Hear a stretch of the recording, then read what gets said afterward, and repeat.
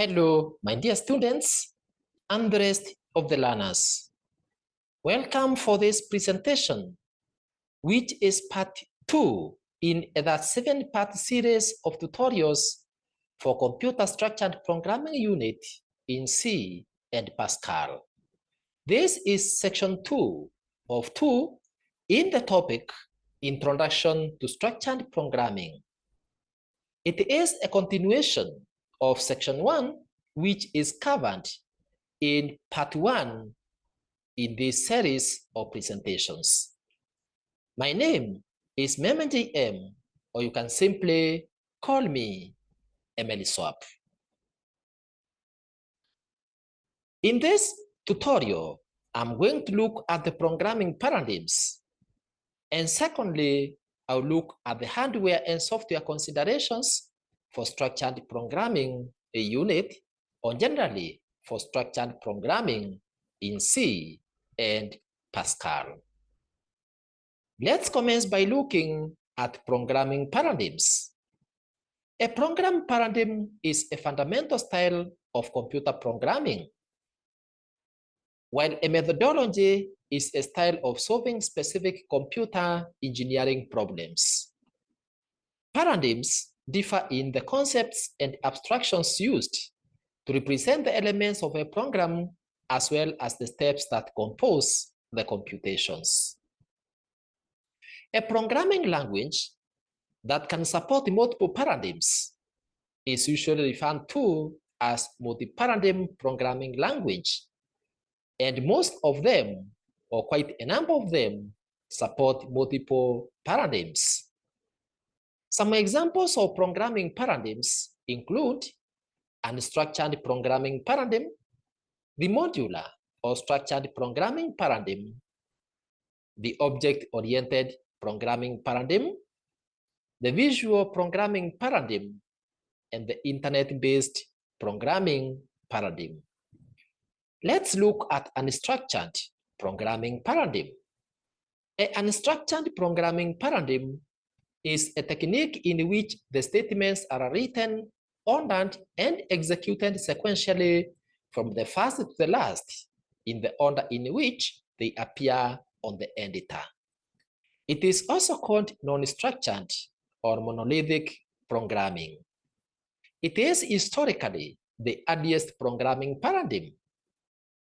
It has heavily been criticized for producing unreadable code, which is nicknamed as spaghetti code, and is sometimes considered a bad approach for creating major projects.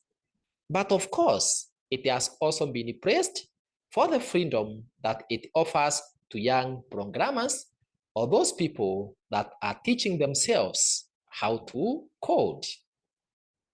The lines of instructions are usually numbered or may have labels that allow the flow of execution to jump to any line in the program. It entails a lot of code repetitions at various parts of the program, thus making the code to be too large, taking a lot of time to debug because tracing an error is tedious. Modifying a section of the program also becomes time-consuming, and generally, coding of the whole program takes a lot of programmers' time. And those are some of the major challenges of the monolithic programming paradigm. The second programming paradigm is called modular programming. This is a programming technique that enables large programs to be broken down into modules that perform a particular task using simple control structures in problem solving, and these modules are incorporated into the main program through interfaces. A module interface expresses elements that are provided and required by the module. So, this programming style entails identifying sequences of code that perform discrete tasks and then segregating them into independent units that we call subprograms or subroutines.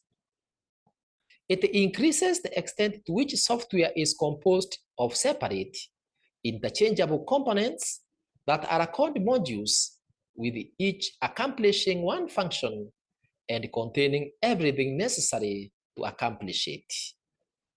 With modular programming, procedures of a common functionality are grouped together into separate modules. A program, therefore, no longer consists of only one single program, as it is for the monolithic paradigm. It is now divided into several parts, which interact through call statements and which form the whole program. Each module can have its own data.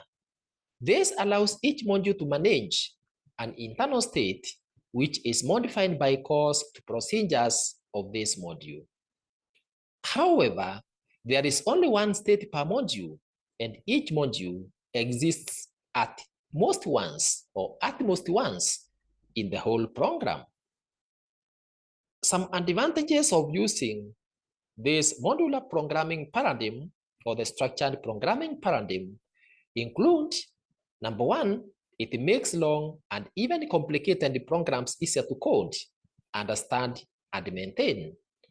This is because the amount of code that a programmer has to deal with for any one module is much less than dealing with the system as a whole. Secondly, modules can be reused without changing other parts of the program. Number three, modules are more easily assembled by large teams, since team members are creating the whole system without the need to know about the whole system or the system as a whole. This means that each team is interested with dealing with only a single task of the major program. And therefore, what each team has to do is to concentrate in making sure that that module works well. But at the end of the day, those modules are matched together to be able to solve the entire problem of the organization by forming the final entire or main program. And therefore, what the programmers are interested with, or what each team is interested with, is developing a module that they are dealing with, while another team deals with another module. But at the end of the day, all the modules are combined together or linked together to form the main program for the whole system. Number four, testing of individual modules in isolation makes tracing mistakes easier. And therefore, a programmer does not need to go through the entire program to trace where an error is, but what is done is that a programmer goes through each module at a time, tracing or trying to find out which module contains an error. Once that module is encountered, that is the only module that is debugged. And at the end of the day, the debugged module is merged together or linked together with the others.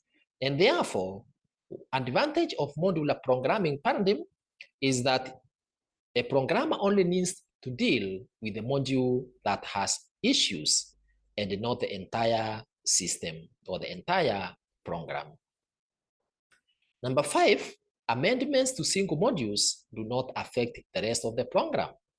Therefore, if during the operation, the programmer realizes that there is a module that needs to be made some changes to, or there is a module that needs some additional work or additional tasks, or in other words, a certain task has been modified in the working environment, and therefore that modification of the task needs to be reflected within the program, what the program will do is to go directly to that module that requires those amendments, make those amendments, and then link that module with the rest of the modules. And therefore, you don't need to amend, or the programmer does not need to go through the entire program. And therefore, any amendments made will only affect the module that is involved. In addition, modular programming gives the programmer the ability to create libraries that are often used routines. And these libraries can be used by any other program. And therefore, those often used routines can be called upon to perform certain functions even in other programs other than the one that they were developed for. And therefore, modular programming gives the programmer the ability to create libraries of often used routines which are reliable and can go into other programs. In addition, modules can be named in such a way that they are easy to find in documentation and are consistent. The third programming paradigm is the object-oriented programming paradigm, which we abbreviate as OOP. Object-oriented programming paradigm is a process by which a program is organized into objects, with each object containing both the data and the processing operations that are necessary to perform a task. So, programs developed are called object programs. This approach encourages the programmer to place data where it is not directly accessible by the rest of the program, and this improves or enhances the level of security of the program, as well as the data that it contains. Instead, the data is accessed by calling specially written functions that are commonly called methods, which are either bundled in with the data or are inherited from the class objects. These functions act as intermediaries for retrieving or modifying the data that they control. The programming construct that combines data with a set of methods for accessing and managing that data is called an object, while a class is a template that specifies the data and the behavior of an object and is a static description of a set of objects. The object-oriented programming languages are used to develop programs in terms of objects that interact to make up a whole, with each object having data and functions that are linked together to form a complex program. The three features of object-oriented programming are: number one, encapsulation. Encapsulation is the ability to combine data and code, or what we call procedures, that operate on it onto self-contained entities that are called objects. The second is inheritance. This is the ability for one object or the parent object to have attributes similar to another object, which we call offspring. And number three is polymorphism. Polymorphism is the ability for the code to act on many different objects or be shared by many different related objects. Some of the advantages of object-oriented programming paradigm include: number one, the program structure is simple and very clear. Number two, it is easy to make changes in the data representation or the procedures. Number three, new features can be added to the program easily without interfering with the rest of the program. Number four, objects can be reused in different parts of the program. Number five, it provides a clear modular structure of programs. Number six, the data access is restricted, thus providing better data security. And with that, we move on to visual programming. What is visual programming paradigm? The visual programming paradigm is an event-driven style in Windows that is based on ready-made objects, which comprises of a collection of procedures that responds to other procedures which performs specific tasks. It is said to be event-driven programming because all the activities in the program are triggered by one event or another, such as click and key press. Each object has its own event handling procedures. These procedures may either be event or general procedures. An event procedure is that one which executes when an event associated with the application occurs, whereas a general procedure is that one which contains code that performs common functions and can be used by other procedures. Procedures can also be either public, meaning that they can be used throughout the program, or private, meaning that they are limited to the procedures where they are defined.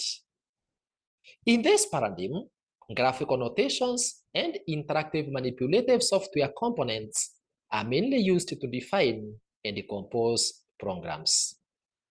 Visual expressions, such as graphics, animation, and icons, are used in the process of programming. The goal of visual programming is to improve understanding of programs and simplify the programming itself. The difference between object-oriented programming paradigm and event-driven programming paradigm, that is the visual programming paradigm, is that the object-oriented programming paradigm involves ready-made objects, whereas in event-driven programming, activities in the program are triggered by one event or a more number of events, such as click and the key input or key in of input. The fifth programming paradigm is the internet-based programming paradigm. This is a programming paradigm that entails the process of designing websites and web pages that are a part and a parcel of the internet. In this case, various programming languages are used to design both the client-side and the server-side interfaces. In this paradigm, a programmer pays attention to the page's content, the screen layout, the interactive elements, and the reliability of the site, as well as the purpose of the site.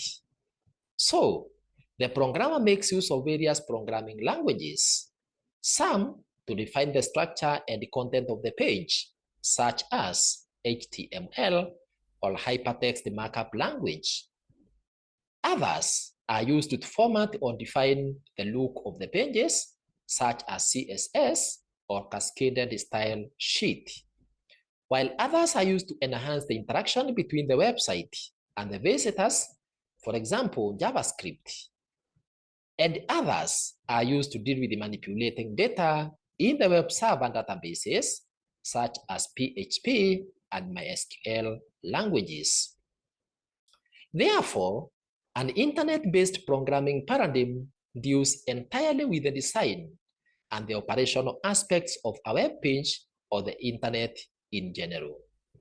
In internet programming, the languages that are mostly used are referred to as web scripting languages or internet programming languages.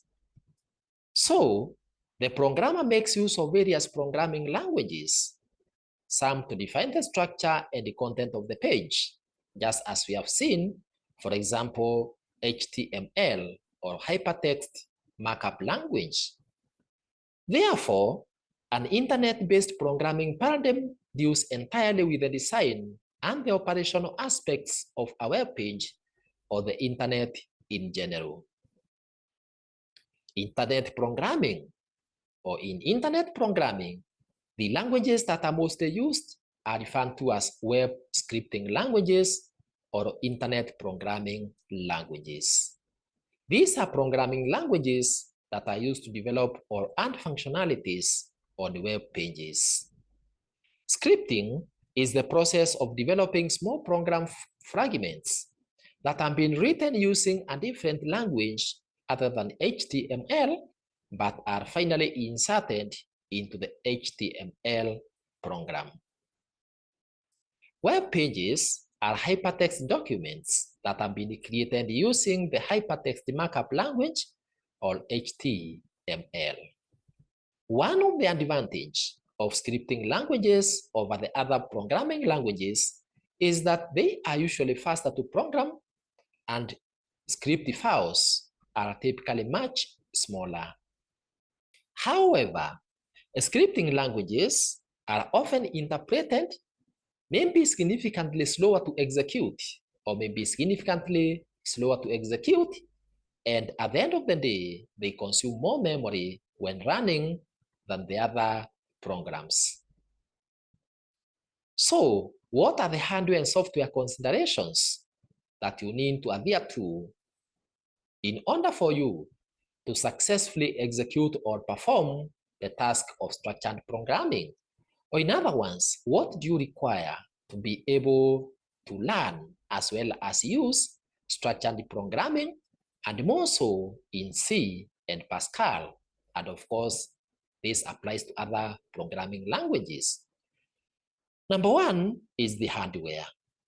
Now, as far as the hardware is concerned, it is important to know that hardware is the equipment that is used in performing necessary functions during programming, as well as in the execution of programs.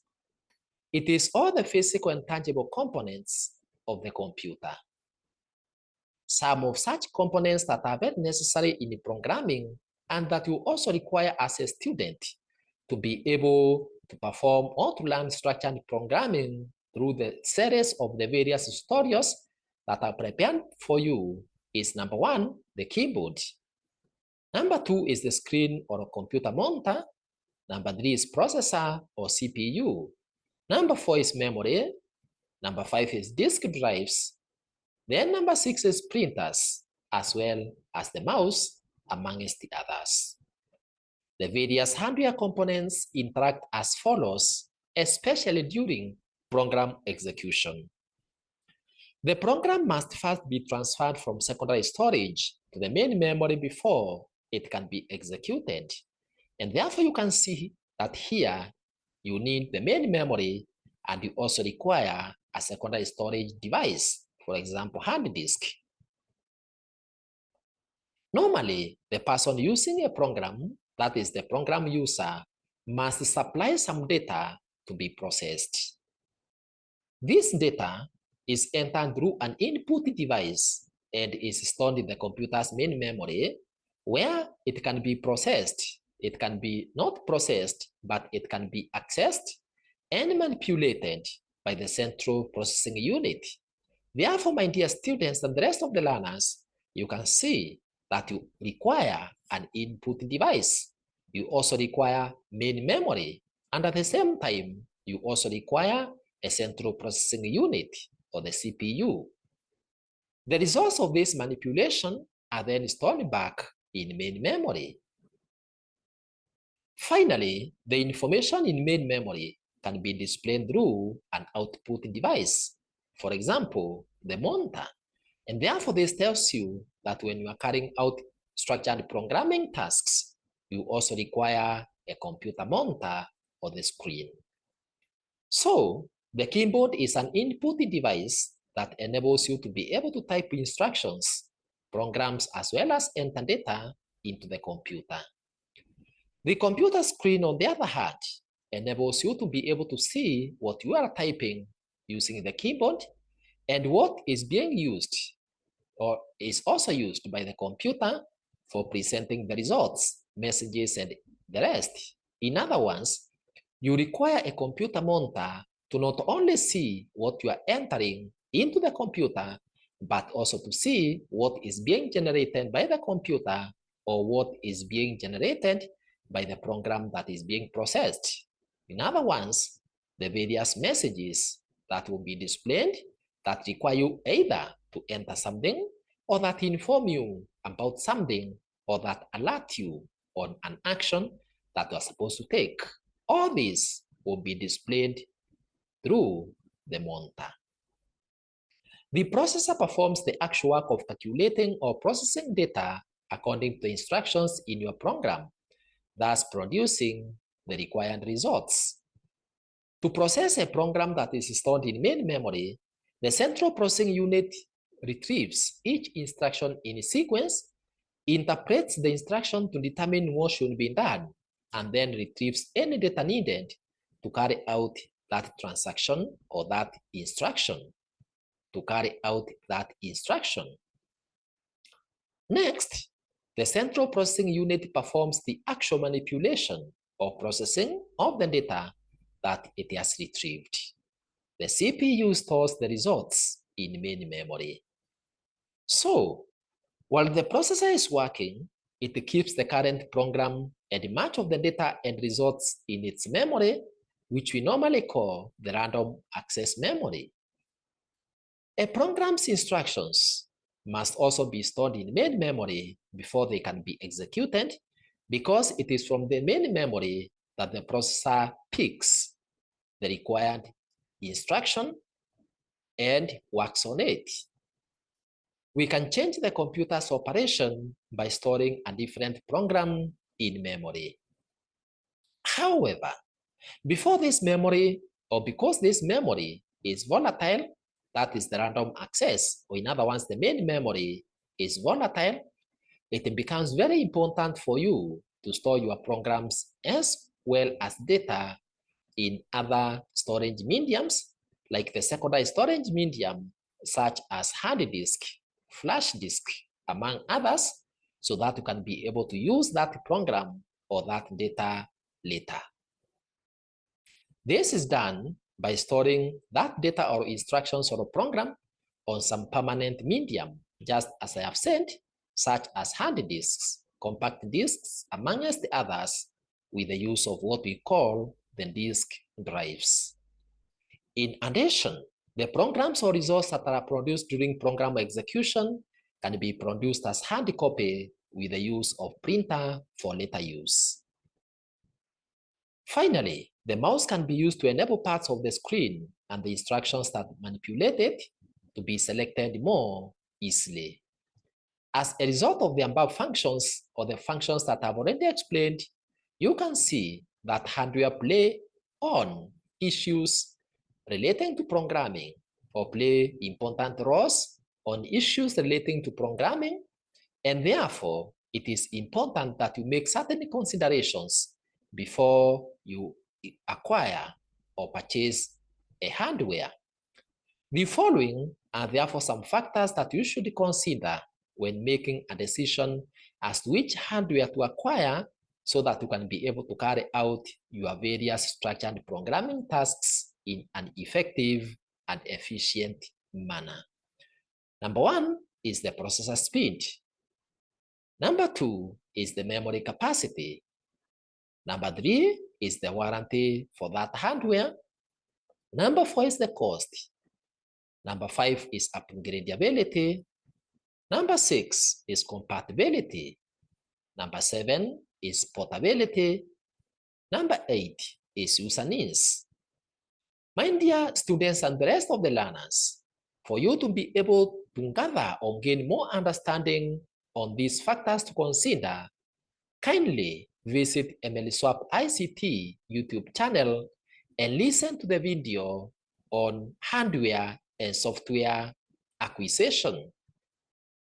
And you'll be able to learn more concerning these factors that I have already mentioned. On the side of software, software consists of the programs that will enable you to be able to solve problems using a computer by providing it with a list of instructions to perform. And therefore, software is a set of programs that are used to instruct the hardware on what to do and how to do it. So, without software, a computer cannot be able to perform any task. Software is generally classified as number one, the system software.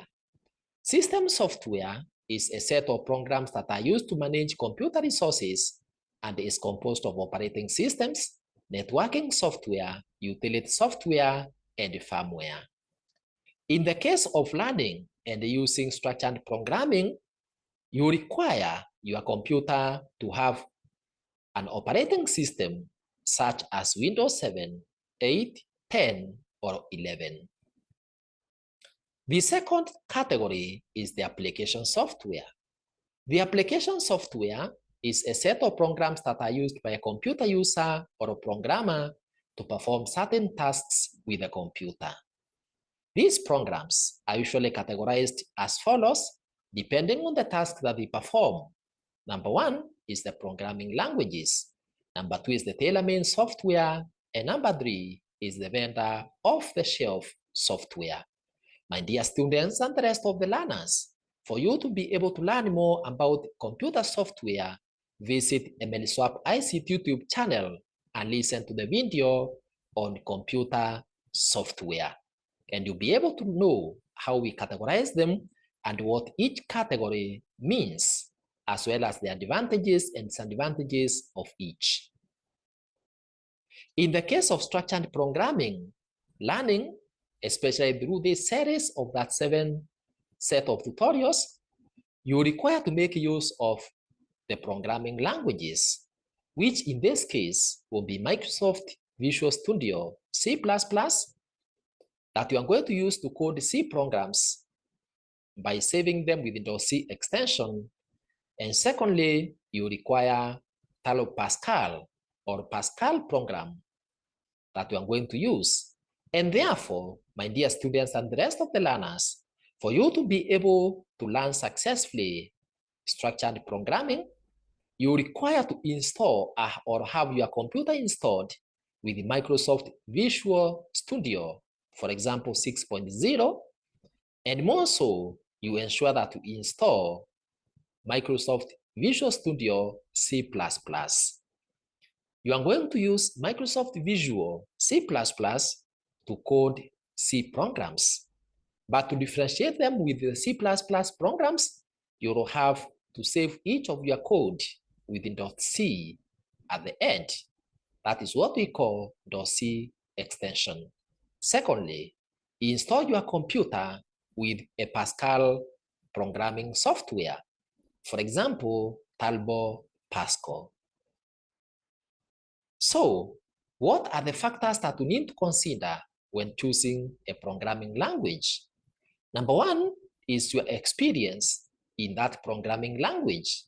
A programmer usually uses a programming language that he or she is experienced in or is knowledgeable about. So that's what we call programmer's experience. If you are very good in C, you purchase C. If you are very good in Pascal, you purchase Pascal. If you are very good in using C++, you purchase C++. And therefore, your knowledge in programming is key. However, in the learning of structured programming, what we just need is C or Microsoft Visual Studio C++ for coding C programs and Pascal for Pascal programs. Number two is the nature of the application being developed. This is because some programs or some software or some programming languages are used to design or code games.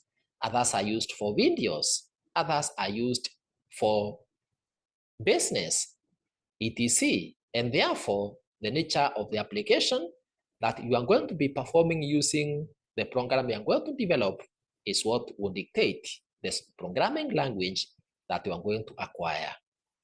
Number three is user friendliness. How easy it is for the user to use that program.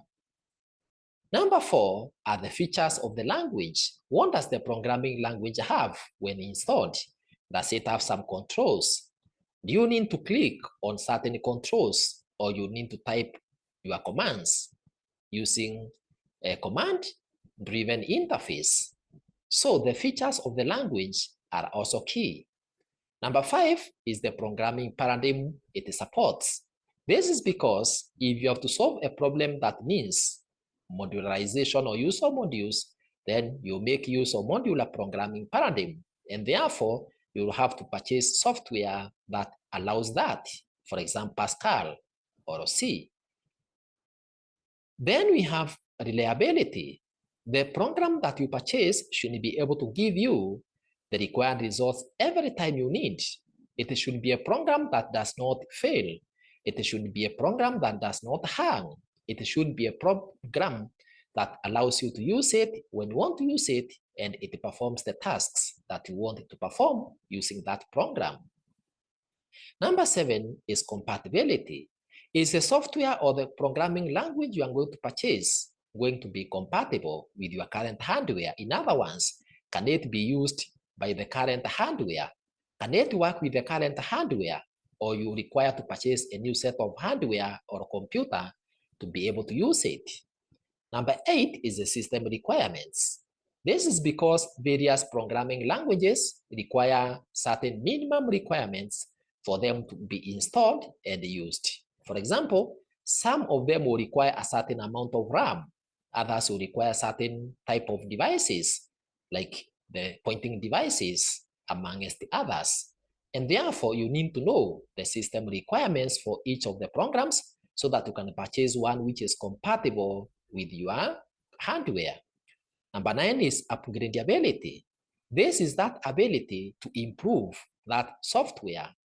If, for example, a certain problem arises after you have installed your program, does that program allow that additional capability? Does it allow additional or creation of a module that is added to that program? In other words, can it be able or can it be enhanced to deal with the emerging challenges or to handle the emerging problems? Can it be improved by adding more modules or what we call the patches? Number 10 is documentation.